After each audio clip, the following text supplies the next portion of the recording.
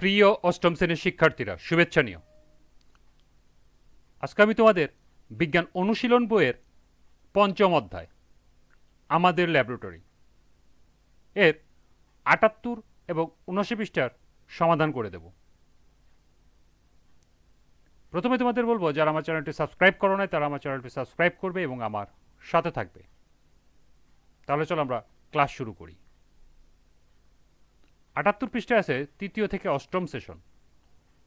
রাসায়নিক পরিবর্তন হয় রাসায়নিক বিক্রিয়ার ফলে। কোনো নির্দিষ্ট পদার্থ কেন অন্য কোনো পদার্থের সঙ্গে বিক্রিয়া করে তা বুঝতে হলে আগে পদার্থের গঠন খুব ভালো করে বুঝে নেওয়া জরুরি। তোমরা ইতিমধ্যে জানো, মৌলিক পদার্থের পরমাণু গঠিত হয় ইলেকট্রন, প্রোটন ও নিউট্রন দ্বারা। পরমাণুতে এই তিন ধরনের কণা কিভাবে বিন্যস্ত থাকে তা জেনে নেওয়া জরুরি। কেন কোনো নির্দিষ্ট পদার্থ অন্য পদার্থের সঙ্গে রাসায়নিক বিক্রিয়া করে তা বুঝতে হলে এই বিন্যাস জানা দরকার। শিক্ষকের সহায়তায় তোমাদের অনুসন্ধানী পাঠ বইয়ের পরমাণুর গঠন অধ্যায় থেকে পরমাণুর গঠন, ইলেকট্রন বিন্যাসের নিয়ম, রাসায়নিক সংকেত নির্ণয়, আইসোটপ, মৌলিক বা মৌলের পারমাণবিক সংখ্যা ও ভর সংখ্যা ইত্যাদি বিষয় সম্পর্কে ভালোভাবে জেনে নাও। এই শিখন অভিজ্ঞতায় তোমরা যে রসায়নের পরীক্ষণগুলো করবে সে ব্যাখ্যা করতে এই বিষয়গুলো জানা প্রয়োজন হবে। এখন যে কোনো পদার্থের ইলেকট্রন সংখ্যা জানলে নিশ্চয়ই তোমরা তার শক্তি স্তরে ইলেকট্রন বিন্যাস বের করতে পারবে। একটু ঝালাই করে নেবার জন্য নিচের মৌলগুলোর ইলেকট্রন বিন্যাস এঁকে দেখাও। এখানে একটি ছক দেওয়া আছে, লক্ষ্য করো। এখানে দেওয়া আছে মৌলের নাম এবং প্রতীক, পারমাণবিক সংখ্যা, ইলেকট্রন বিন্যাসটা তোমাকে এঁকে দেখাতে হবে। মৌলের নামের ভিতরে আছে ফ্লোরিন, যার পারমাণবিক সংখ্যা ৯, পটাশিয়াম পারমাণবিক সংখ্যা ১৯, ক্রোমিয়াম পারমাণবিক সংখ্যা ২৪ এবং কপার যার পারমাণবিক সংখ্যা ২৯। এই চারটি মৌলের ইলেকট্রন বিন্যাস তোমাদেরকে এঁকে দেখাতে হবে। তো চলো এখন আমরা এর সমাধান দেখে নিই।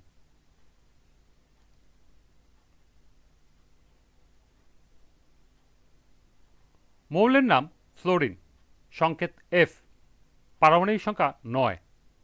ইলেকট্রন বিন্যাস,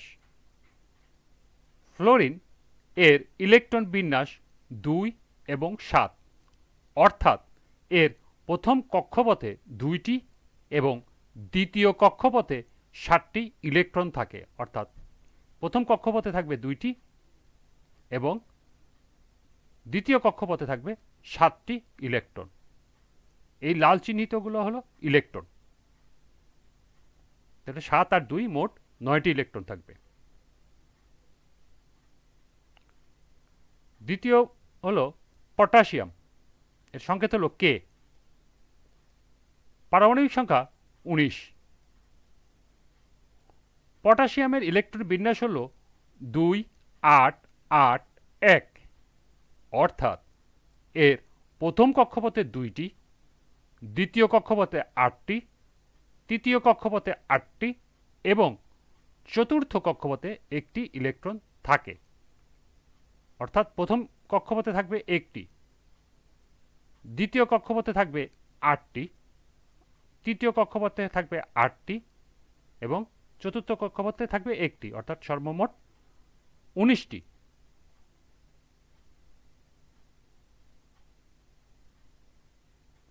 ক্রোমিয়াম,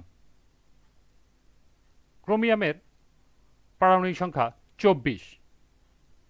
ক্রোমিয়ামের ইলেকট্রন বিন্যাস ২ ৮ ১৩ ১, অর্থাৎ এর প্রথম কক্ষপথে ২টি, দ্বিতীয় কক্ষপথে ৮টি, তৃতীয় কক্ষপথে ১৩টি এবং চতুর্থ কক্ষপথে ১টি ইলেকট্রন থাকে। অর্থাৎ প্রথম কক্ষপথে থাকবে ২টি, দ্বিতীয় কক্ষপথে থাকবে ৮টি ইলেকট্রন, তৃতীয় কক্ষপথে থাকবে ১৩টি ইলেকট্রন এবং সর্বশেষ চতুর্থ কক্ষপথে থাকবে ১টি ইলেকট্রন। সর্বশেষ কপার। কপারের পারমাণবিক সংখ্যা 29। কপারের ইলেকট্রন বিন্যাস হল 2, 8, 18, 1। অর্থাৎ এর প্রথম কক্ষপথে 2টি, দ্বিতীয় কক্ষপথে 8টি, তৃতীয় কক্ষপথে 18টি এবং চতুর্থ কক্ষপথে 1টি ইলেকট্রন থাকে।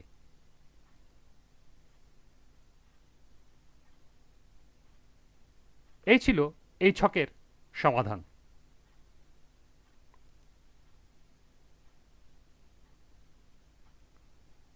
এরপরে নবম সেশন।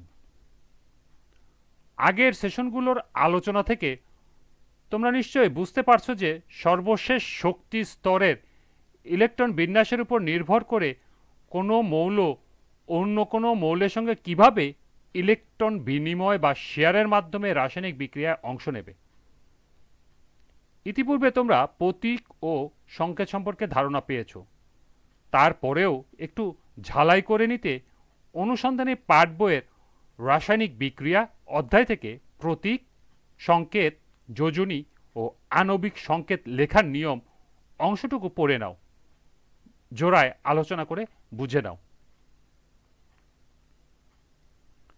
তাহলে এবার বলো তো, মিথেন অণুর সংকেত CH4 এ দ্বারা যৌগটি কি কি মৌল দিয়ে গঠিত এবং কতটি করে পরমাণু আছে বলতে পারবে? তোমার উত্তর নিচে লিখে রাখো। এখানে একটি ছক দেওয়া আছে, লক্ষ্য করো। এখানে আছে মৌলের নাম এবং মৌলের পরমাণুর সংখ্যা। এখানে বলছে মিথেনের সংকেত CH4। এই CH4 যৌগটি কি কি মৌল দিয়ে গঠিত তা এখানে লিখতে হবে এবং কোন মৌলে কতটি করে পরমাণু আছে সেটাও এখানে লিখতে হবে। তাহলে চলো এখন আমরা এই ছকের সমাধান দেখে নিই।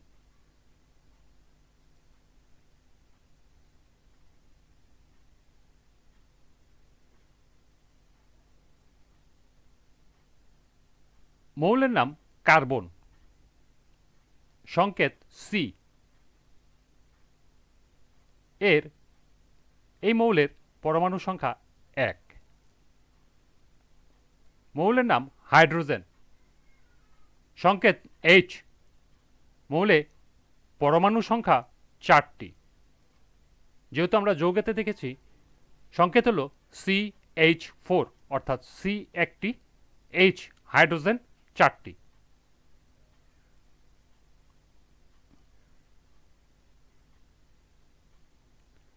আজকের ক্লাসে এই পর্যন্তই। পরবর্তী ক্লাসে 80 পৃষ্ঠা থেকে সমাধান করে দেব। সবাইকে আবারও বলছি, যারা আমার চ্যানেলটি সাবস্ক্রাইব করো না তারা আমার চ্যানেলটি সাবস্ক্রাইব করবে এবং আমার সাথে থাকবে। সবাইকে আবারও শুভেচ্ছা জানিয়ে আজকের মতো আমি এখানে বিদায় নিচ্ছি। আল্লাহ হাফেজ।